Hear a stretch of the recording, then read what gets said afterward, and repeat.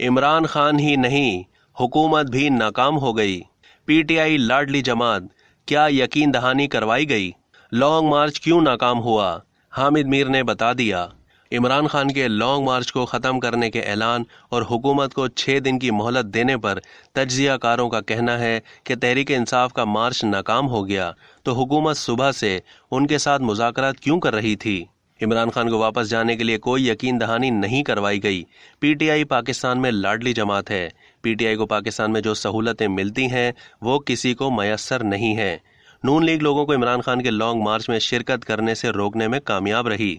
हुकूमत ने किसी की खिलाफ वर्जी से पहले ही पीटीआई कारकुनान के घरों पर धावा बोला। इमरान खान की खैबर पख्तूनख्वा हुकूमत होने के बावजूद वो खातिर ख्वाह लोग नहीं निकाल सके।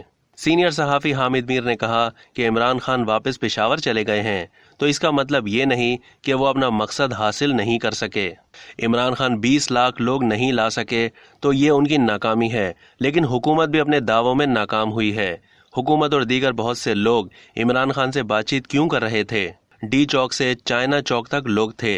हामिद मीर का कहना था कि तहरीक इंसाफ का मार्च नाकाम हो गया, तो हुकूमत सुबह से उनके साथ मुज़ाकरात क्यों कर रही थी? इमरान खान ऐसे ही वापस नहीं गए तो उनके खिलाफ तौहीन अदालत की कार्रवाई क्यों नहीं हुई?